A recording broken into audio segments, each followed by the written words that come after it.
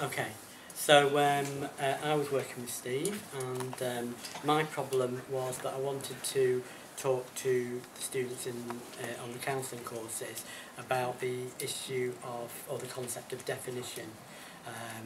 And sometimes I think students come in with thinking that they have a good understanding of definition and of redefining ourselves as human beings, but it's always helpful to open them up to new ways of looking at this and learning about it, because often, although they think they understand it, they're carrying a lot of assumptions and a lot of prejudices and biases that mean that we define much more than we think we are doing. So that was the difficulty, and Steve and I, well, I shared it with Steve, and together we came up with a few different ideas of how to tackle that. Shall I give my ideas on that? Yeah. So, being one to draw on other people's resources, I looked to what we've been given by Chrissy and thought that what could I do with this? So what we decided between us that a helpful thing to do might be to give the students each a piece of paper, different colours for different people, pairs. There'll be about 20 people in the class, so be about 10 pairs, and each pair would have a piece of paper, and on the other side of it, one side would be coloured, the other side would have some instructions on how to make it into something out of origami. So initially they'd get the piece of blank paper, we'd ask them to write down what their description of that is, so their definition of that, so mostly they would put it as a piece of yellow paper or something. Then we'd ask them to turn it over in the pairs and make it into whatever it said on the instructions.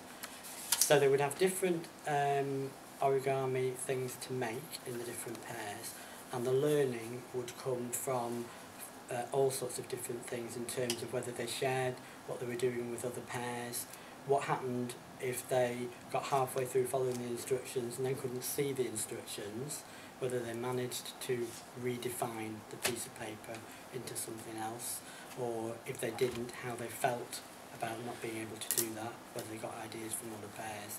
So lots of information and sharing amongst the groups, amongst the pairs, and then as a big group afterwards about how they felt and what they thought about defining and redefining.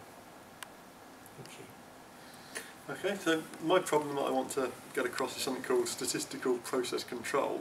Basically what this is if you're manufacturing, say, bolts, for example, and they need to be 1 inch long, none of them, they're not all going to be 1 inch long, some will be a little bit longer and some will be a little bit shorter, and you'll have a tolerance which is acceptable. Now some of them will be outside that tolerance, way too long, way too short, but you should get a Gaussian distribution. And for people that don't know, basically what that means is they'll cluster. Most of them will be around this tolerance that you want. Some of them will be outside, a small number will be too short, and a small number will be far too long. And I wanted sort of a visual way of demonstrating this.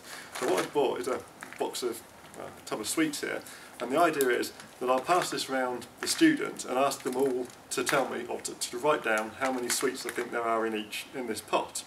And then I'm going to plot this in Excel, and thanks to Anthony, this changed a bit, I'm actually going to do this live, but I'll plot this in Excel. And hopefully, what should happen is most of the students will get there or thereabouts. The one that's still drunk from the night before will say 3, and someone will say 400. But they should cluster around about the sort of value I want. So I can plot this in Excel, and I should get this Gaussian distribution. That's ideally what should happen. And that was sort of what I thought about. Anthony said, well, what happens if it goes wrong? And actually, he's found a way of making, if it goes wrong, potentially even better, because we can then say, well, why didn't we get this Gaussian distribution if we get 2 peaks or whatever, and we can sort of start looking at, well, maybe the sample group was too small, and looking at some of these other things. So that's what I was looking at. Good. Well, one of the issues was about whether something that you set up to do with students doesn't work, or whether actually it's not about whether it works or not, but just about what happens and helping students to explore. Because my initial thought was I'd have a sort of backup, so if it failed I could sort of fake it and say, well, here's what should have happened. Yeah. But Anthony said, well, no, there's value in it failing. Yeah.